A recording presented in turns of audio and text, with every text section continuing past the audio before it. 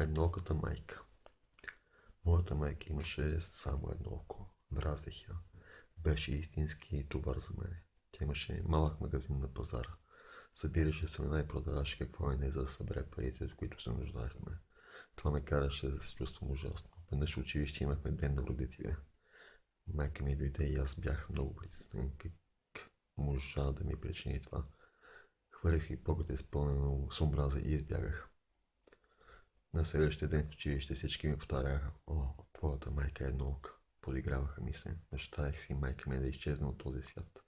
Един ден и казах: "Мамо, защо има само едно око? Ако заради теб всички ще ми се смеят, защо просто не умреш?" Тя не ми отговори. Почувствах се зле, но временно с това отрешен, защото бях извял чувствата си.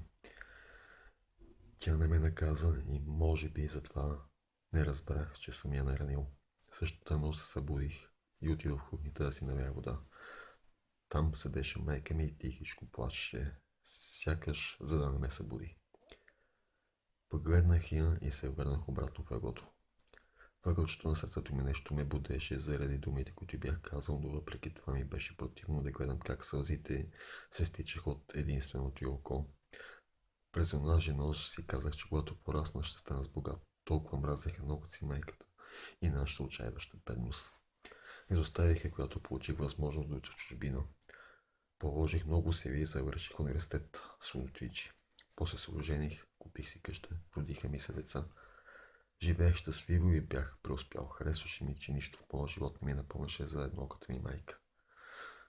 Задоволството ми растеше непрестанно. Един ден майка ми дойде да ме види, еднока както винаги, сякаш небето се срути върху мене. Дъщеричката ми избяга оплашена от нохата си бага. "Коя си ти?" изкръщях. "Не те познавам. Как се позволяваш да идваш в къщата ми и да прашиш дъщеря ми? Махи се веднага." "О, съжалявам, сигурно се сбъркала дреха са." Тихичко отговори майка ми и изчезна. Слава Богу, не ме разпозна.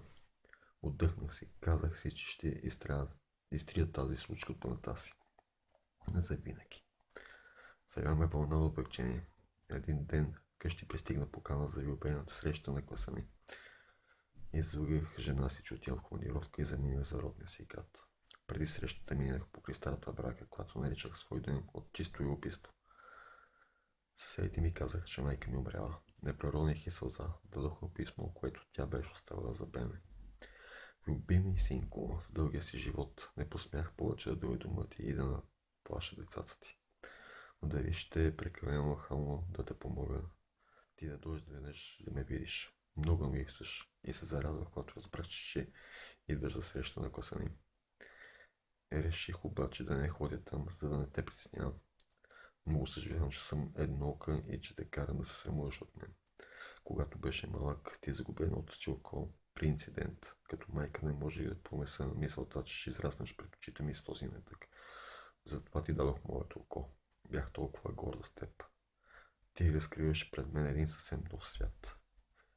Никога не ме ядосваше каквото и да направиш. Няколко пъти, когато ми беше сърдит, си казах: "Прави го, защото ме обича. Моето момче, момчето ми.